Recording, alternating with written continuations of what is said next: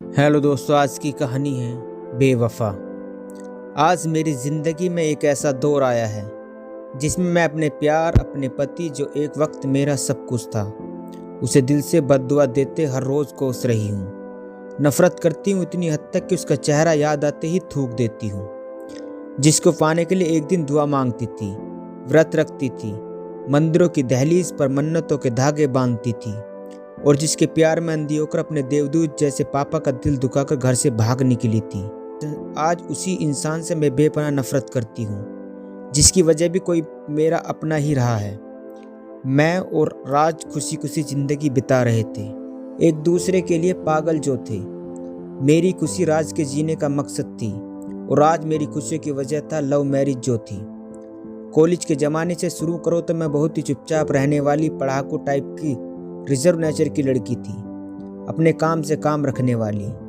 सारे लड़की लड़कियां एक दूसरे के बॉयफ्रेंड गर्लफ्रेंड थे।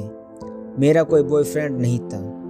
सब एक दूसरे के साथ मस्ती करते, खेलते, पिकनिक जाते, पर मैं खुद के भीतर सिमटी खुद की ही दोस्त थी। हाँ, मेरी चचेरी बहन माला को मैं अपना बेस्ट फ्रेंड कह सकती हूँ, जिसके साथ मैं अपनी सारी फीलिंग शेयर करती थी। माला MBA कर रही थी नासिक में।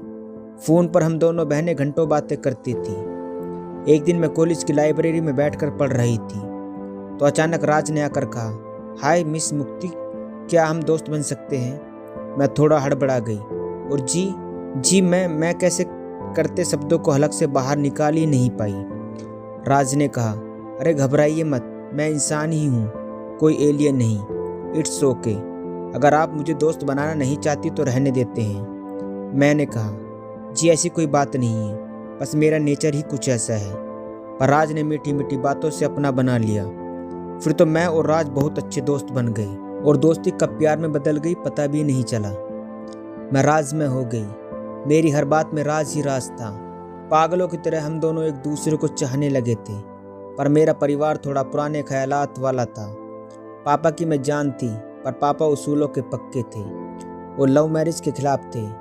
मैंने कितनी मिन्नतें मांगी, दुआएं मांगी कि पापा राज से मेरी शादी करवाने के लिए राजी हो जाएं, पर पापा ने साफ मना कर दिया, यह कहकर कि तेरी शादी होगी तो अपनी ही बिरादरी के लड़के से, और ना चाहते हुए मुझे राज से भागकर शादी करनी पड़ी। पापा का दिल दुखाया, पर यह ना करते तो राज का साथ छूट जाता। राज से शादी मेरी जिंदगी का सपना और मकसद था। राज भी मुझसे बेपनाह प्यार करता था। हमारी छोटी सी दुनिया में हम दोनों मस्त थे। एक माला मेरे सुख दुख की साथी थी।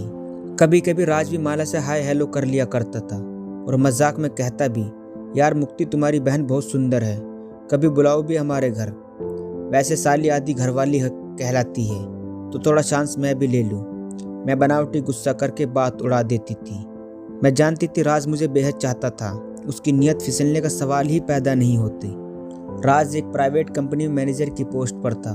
हमारी ज़िंदगी खुशी खुशी कट रही थी, बिल्कुल परफेक्ट। सुबह सुबह राज मुझे चाय के कप के साथ जगाता, मैं अंगड़ाइयाँ लेकर उठती, वो मुझे बाहों में भर लेता, मेरी जुल्फ़ों से खेलता और मैं राज की पनाह में खुद को महफूज महसूस करते पड़ी रहती। राज ऑफिस के लिए निकलता, मैं अपना गाल आगे करती और वो अपनी चाहत की मोहर लगाता और मैं खिलखिलाती उठती। हर कोई देखने वाला हमें एक दूसरे के लिए उपमा देकर नवाजता। टचवुड, कई बार मुझे मन में संशय होता, कहीं मेरी खुशियों को किसी की नज़र न लग जाए। पापा को कई बार मनाने के लिए फ़ोन किए, पर मेरी आवाज़ सुनते ही फ़ोन काट देते। जानती हूँ नाराज़ थे, पर पापा एक बार देखते तो मानते कि राज जैसा लड़का पूरी बिरादरी में दिया लेकर ढूंढते तो भी नहीं मिलता। बार बार मेरा मन कहता, काश पापा एक बार आकर मेरा सुख देख ले, पर कभी मेरे अरमान पूरे नहीं हुए। शादी के 2 साल बाद हमारी ज़िंदगी में एक और खुशी ने दस्तक दी। मेरी कोख में राज का बीज पनप रहा था। जी हाँ, मैं माँ बनने वाली थी और ये खबर सुनकर राज खुशी के मारे पागल हो गया था और खुश खबर सुनते ही अभी से दोस्तों में मिठाई बांट रहा था। मुझे सीने से लगाकर बोला, मुक्ति तुम नहीं जानती, तुमने मुझे कितना अनमोल उपहार दिया है। अब राज मुझे कोई काम नहीं करने देता था, बेड के नीचे पैर भी नहीं रखने देता था, पर फिर भी तीसरे महीने मुझे हल्की सी ब्लीडिंग हुई तो डॉक्टर ने स्टिच लेकर टोटली बेड रेस्ट का फरमान जारी कर दिया। मैं और राज दोनों चिंता में पड़ गए। राज ने कहा, कोई तो चाहिए तुम्हारी देखभाल के लिए। मेरे ऑफिस जाने के बाद कैसे मैनेज करोगी तुम? तभी मुझे याद आया कि माला की पढ़ाई पूरी हो गई थी, तो क्यों ना माला को बुला ले। दोनों बहरें आराम के साथ रहेंगी और मेरी देखभाल भी हो जाएगी। राज को तो मानो लॉटरी लग गई हो। बोला यस यस, अब और कोई ऑप्शन नहीं, आज ही माला को फ़ोन करके बुला लेते हैं। मैंने चाचा चाची और माला से बात की। सबने खुशी खुशी रजामंदी दे दी और माला 2 दिनों बाद आ भी गई। पर यूं कहो दबे पांव मेरे घर की बर्बादी आई थी। राज को इतना खुश मैंने पहले कभी नहीं देखा जितना माला के आने पर हुआ।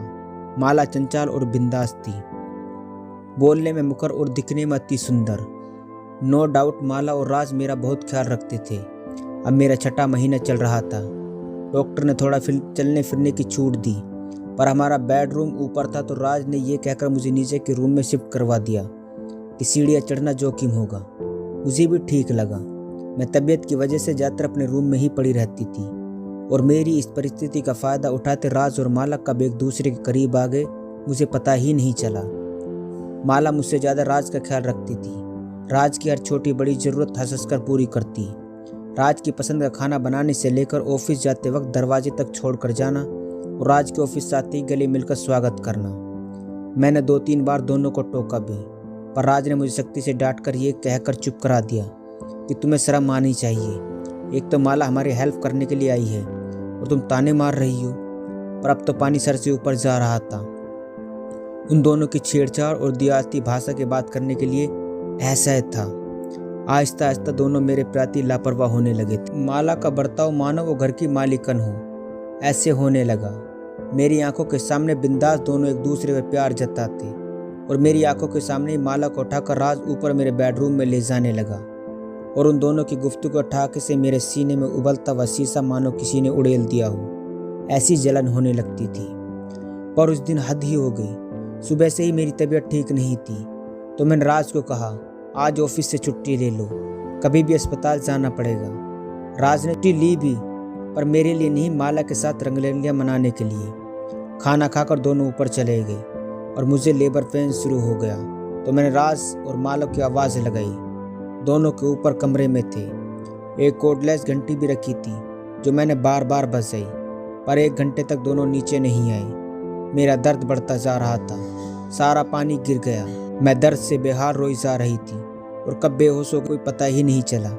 जब होश में आई तो अस्पताल के बेड पर पड़ी थी। एक नर्स मेरे बाजू में बैठी थी। पास में खाली झूला मेरी बेबसी का हंसता पवन के झोंके के संग झूल रहा था।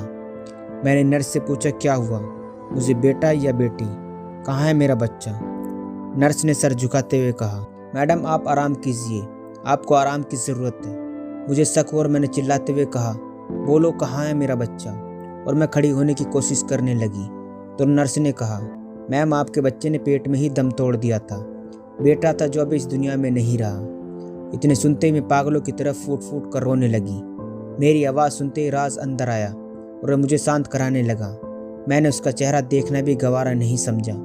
आंखें बंद करके उसते हुए मैंने कहा दूर हो जाओ मेरी नज़रों के सामने से, धोखेबाज मेरे बच्चे के कातिल हो तुम। तुम्हारी शक्ल से भी नफरत है मुझे और चले जाओ मेरी ज़िंदगी से। राज बाहर चला गया। मेरे ख्वाबों के, मेरे प्यार के, मेरी खुशियों के महल ढह गए थे। मैं कुछ भी सोचने की स्थिति में नहीं थी। उस दिन पापा की याद बहुत आ रही थी। लग रहा था कितने सही थे पापा।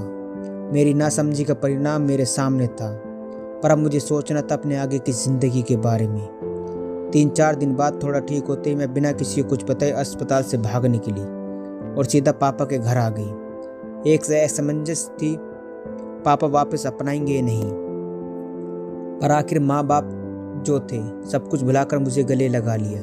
मैंने सारी हकीकत बयां की। पापा ने कहा मैं कुछ नहीं बोलूँगा, तुम खुद फैसला करो, बागे तुम्हें क्या करना है, राज के पास वापस जाना है, तलाक लेना है। मैंने कुछ भी सोचे बगैर जवाब दे दिया नहीं पापा, मैं राज को तलाक ज़िंदगी भर नहीं दूंगी। मैं तलाक दूंगी तो माला से शादी करेगा ना, तड़पते रहे दोनों एक होने के लिए, यही उसकी बेवफाई की सज़ा है। मेरा तो रिश्तों पर से भरोसा ही उठ गया। अब दूसरी शादी तो कभी नहीं करनी।